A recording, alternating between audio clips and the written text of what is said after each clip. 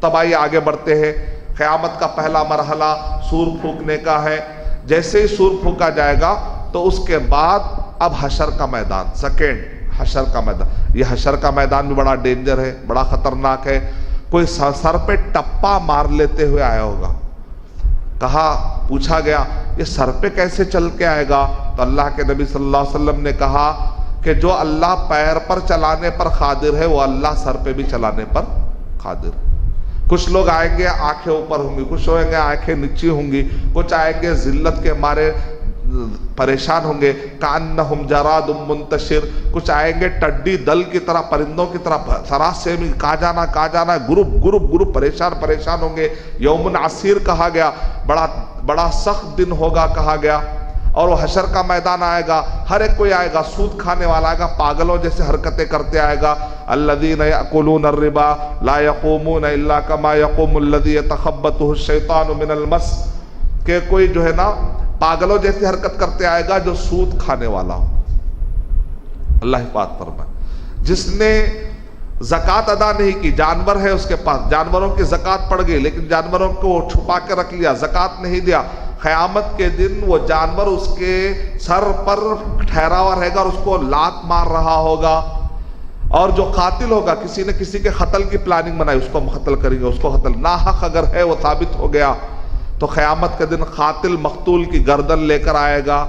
آج کل ہمارے نوجوان بچے جو ہے فارورڈ کر رہے, غلط فہمیاں پورے فارورڈ کر رہے. بھائی اگر وہ ریومرز ہے, افواہیں ہے, نعوذ باللہ آپ نے فارورڈ کر دیا اور اچھا امن کا ماحول ہے, اچانک دہشت گردی ہو گئی, لڑائی جھگڑا ہو گیا, مر گیا کوئی آدمی, تو اس کے قتل کا گناہ اس فارورڈ کرنے والے کو بھی آ سکتا ہے. سوشل میڈیا کا دیکھ سمجھ کے استعمال کریے. اگر کوئی غلط ہو گیا, کسی نے قتل کر دیا اور اس کی وجہ سے آپ اس میں شامل تھے اس دہشت گردی میں, قیامت کے دن قاتل کے ہاتھ میں مقتول کی گردن ہوگی. اللہ حفاظت فرمائے. بڑا عجیب خطرناک حشر کا میدان. اس وقت پر اچھے لوگ بھی ہوں گے. وَهُمْ مِنْ فَزَعٍ يَوْمَئِذٍ آمِنُونَ, اچھے لوگ اس فضا کے حالت میں امن میں رہیں گے. وہ کون ہوں گے؟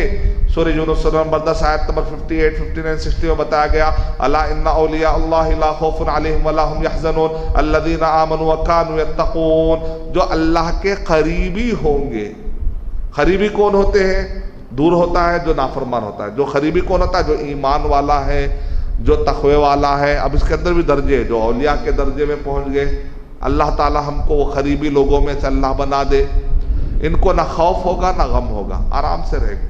اس حشر کے میدان میں جب سورج 1 میل کے قریب ہوگا, میل اب سورج کی اگر وہ کلومیٹر والی میل ہے تب بھی کوئی دور نہیں ہے, اگر وہ سرمے دانی والی میل ہے جس سے سرما لگاتے وہ بھی کوئی دور نہیں ہے. سورج اتنا قریب ہوگا, اپنے اپنے گناہوں کے مطابق تدنی الشمس, سورج قریب آ جائے گا اتنا, ہر کوئی اپنے گناہ کے حساب سے پسینے میں ہوگا. کوئی کسی کو پسینہ جو اس کے گھٹنے تک, کسی کو اس کے کمر تک, یہاں تک کہ اللہ کے نبی صلی اللہ علیہ وسلم نے منہ کی طرف اشارہ کرتے کہا بعض کو پسینہ یہاں تک آ گیا. اس کی کیفیت کیا اللہ بہتر جانتا ہے. اس وقت پر چند خوش نصیب لوگ ہوں گے جن کو اللہ تعالیٰ عرش میں, اللہ تعالیٰ اپنے سائے میں جگا دیں گے. ایک سایہ ہوگا اس میں اللہ تعالیٰ جگا دیں گے. اللہ تعالیٰ ہم کو بھی وہ سایہ پانے والوں میں بنا دے. جو زمین ہوگی نا وہ نحاس کی, پتل کی ہوں گی. سورج جب آئیں گا وہ پتل کا جو ہوگا گرم ہو جائے گا, جس کی وجہ سے پسینہ بہت آئے گا. تو ایسے وقت پر سبعۃ یظلھم اللہ فی ظلہ یوم لا ظل الا ظلہ, لمبی حدیث ہے, 7 خوش نصیب ہے. محدثین کہتے ہیں 7 ہی ہونا ضروری نہیں, اور بھی کئی خوش نصیب ہوتا. 23 حدیث میں 7 بتایا گیا, واللہ عالم. پھر اس کے بعد آگے بڑھتی ہے بات. اب پورے طے کرتے چلو جا کر کہتے ہیں نبیوں سے, بھئی حساب و کتاب شروع کرے, خالی یہاں ٹھہرا کر رکھا گیا ہے, کچھ تو حساب و کتاب ہو جان دو. جنت جہنم کی سفارش نہیں ہو رہی, ابھی حساب و کتاب کی ہو رہی ہے. ارے آخر ہمارا معاملہ ہے کیا, جان تو لے, حالت کیا ہے. پورے آئیں گے. آدم علیہ السلام, آدم علیہ السلام اپنی چوک یاد کریں گے, کہیں گے نہیں نفسی نفسی, میرا معاملہ ہے. یہاں تک کہ ہر ایک کے پاس جاتے جاتے آخری میں محمد صلی اللہ علیہ وسلم کے پاس آئیں گے. محمد صلی اللہ علیہ وسلم کہیں گے انا لہا, ہاں یہ مقام محمود تو ملنا ہی ہے اللہ کے نبی صلی اللہ علیہ وسلم کو.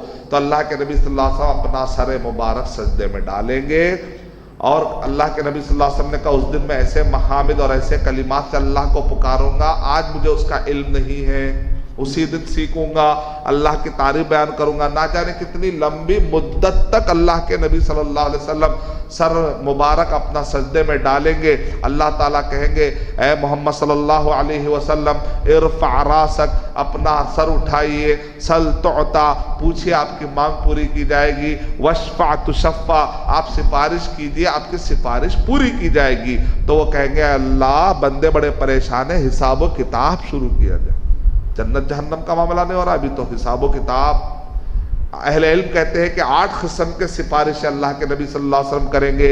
ایک تو وہ سفارش ہے کہ کسی کو اس کے گناہوں کی وجہ سے، شرک نہیں کیا اس نے، بدعتیں نہیں کی، لیکن گناہ کچھ ایسے ہو گئے جس کی وجہ سے وہ جہنم میں جانے والا ہے، اللہ کے نبی صلی اللہ علیہ وسلم سفارش سے بچا لیا جائے گا۔ کچھ ایسے ہوں گے کہ جہنم میں چلے جائیں گے، ان کا عذاب کم کر کے لا لیا جائے گا۔ کچھ ہوں گے جنت میں جائیں گے، ان کا مرتبہ بڑھا لیا جائے گا۔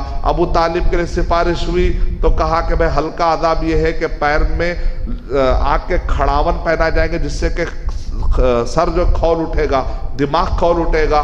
اور ایک سفارش وہ بھی ہے کہ اللہ کے نبی صلی اللہ علیہ وسلم دروازے کو کھٹکھٹائیں گے جنت کی، جنت میں سے اندر سے آواز آئیں گی، کون؟ محمد صلی اللہ علیہ وسلم کہیں گے محمد، تو اندر سے فرشتہ کہے گا مجھے اللہ نے حکم دیا کہ جب تک میں محمد صلی اللہ علیہ وسلم کا نام نہ سنوں دروازہ نہ کھولوں۔ کیا مقام ہے محمد صلی اللہ علیہ وسلم؟ جب تک اگر کیا کسی کی مجال ہے کہ محمد صلی اللہ علیہ وسلم اگر دروازہ نہ کھٹکھٹائے تو کوئی کھٹکھٹا کے جا سکتا ہے؟ نہیں۔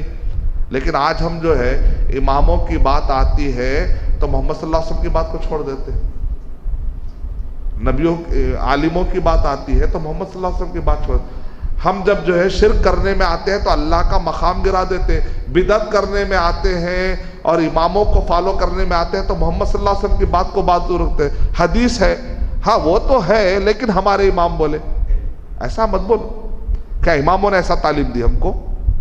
کیا اماموں نے ایسی تعلیم دی ہماری بات اہم ہے نبیوں کی؟ نے کبھی نہیں۔ تو ہمیں ایکسٹراڈنری محبت کیوں بتا رہے ہیں اماموں سے؟